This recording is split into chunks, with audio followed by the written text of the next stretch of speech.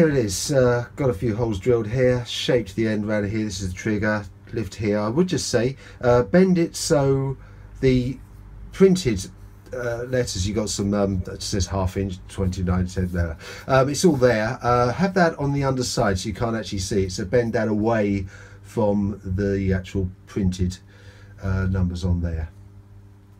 Now also this end here sort of separated, it's not fused together. I'd say that backyard bowyer maybe uses an oven for these pieces and gets them really hot and they're fused. So what happened, this actually, as I bent, this bottom bit pulled away and is sticking out further than the top, so I've just smoothed that off a little bit, and there's the trigger. Now I'm going to try and flatten that great big piece for the stirrup. So wish me luck. Okay, I'm just about to put the trigger lever on. It's suggested to use 2 inch. I'm using 1.5 inches. I think that's plenty. I'm doing black finish ones, so it's quite authentic. But just a little tip here: when you've drilled your holes, if you look at that one, you can see it's raised. So just get a large drill and just put a bit of a countersink by hand. A little bit more.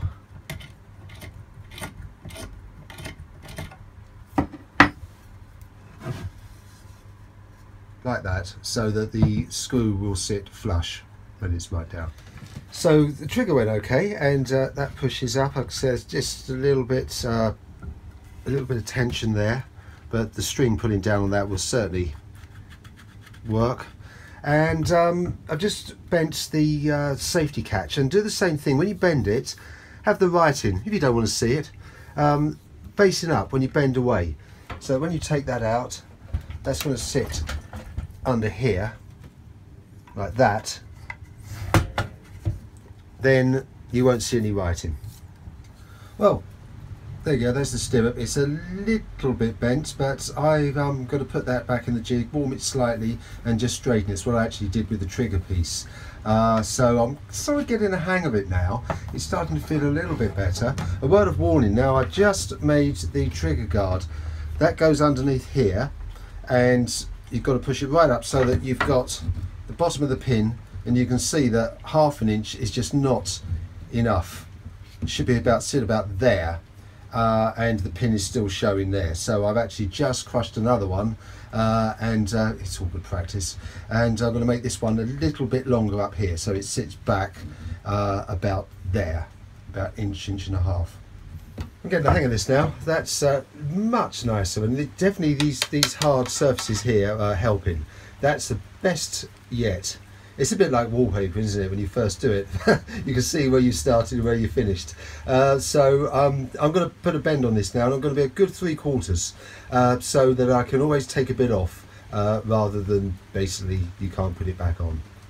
Well, I think that's enough for one session. It's absolutely pouring down outside. It's been horrible, but well, it's been a great excuse to be in the workshop, and I'm really happy with the results so far. Be warned, this is only half of the pipe thickness, so you only need to waft it around for a few seconds before you it starts to go really soft, so be careful.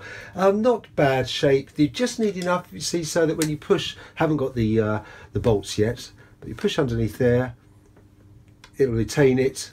Hopefully it won't fall out, but fine adjustments can be made on this just by warming it up. And then the trigger at the bottom here, that was okay in the end. I made one with you need a good 1/2 inch. Do it 3/4, cut it off, and that's obviously holds. Pull that back for that to come up. Goes back. It all works. Absolutely marvellous. Tomorrow evening, the stirrup. Now that's here. It's all marked out. It's a little bit bent, but you know, I don't think it's going to matter too much. So let's see. So the final part of this video, for the video 3, is the stirrup, and basically the bends, they don't need to be quite 90 degrees, and you really don't need to get much heat on there at all. It's different when you're flattening the pipe, you know, it's minutes and minutes, but here it's just 10-15 seconds, and just get your thumbs near the actual pencil mark where you want the bend, and just try, and if it's not quite warm enough, then heat up a little bit more. It's best to do it like that rather than overbend, and then suddenly it just folds up and it'll crease in the corners. So let's see how we go. Well, it's just a little observation here. It's all going well, but I've bent this one and it wasn't quite right. So when I've closed this one up, yeah, it just didn't look perfect. So, but don't panic. All you need to do is just warm it up and straighten it back. I just put in a vise there, just straightened it out, and then I put in a second mark a little bit lower, and that should be right. So it's quite workable, this stuff. I mean, it starts to go a little bit light around the edges where you've heated up, but you know.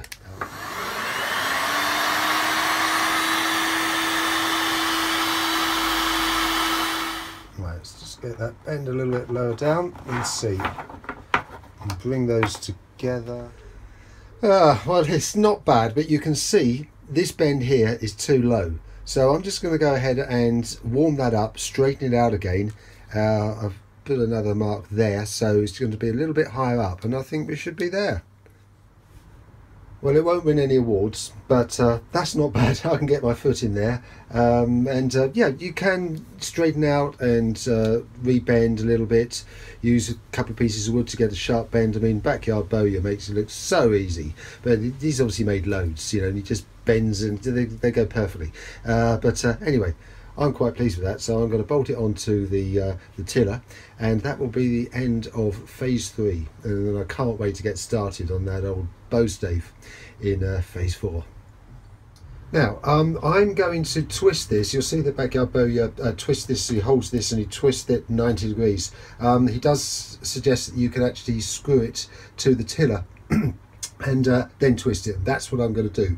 But before I do that, I just put some vice grips on there, and I'm just going to warm these ends out. See, one's nice and flat and one's not. I'm going to warm it all up and just crush that in the workmate, just so it's nice and flat before I drill the holes, and I can just shape this so it's all nice and flush, and then drill the holes into it and then do the final twist.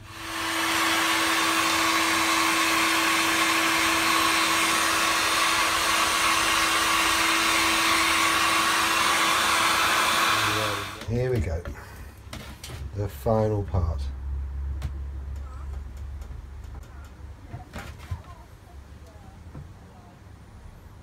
Just twist it a little bit more than 90, so pull it off a bit.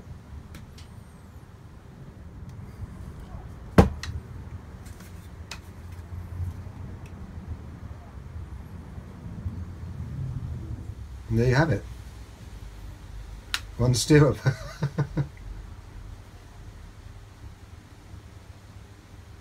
Okay, the twist looks a little bit ugly, but I think that's the best we're going to get. Straighten it up a little bit.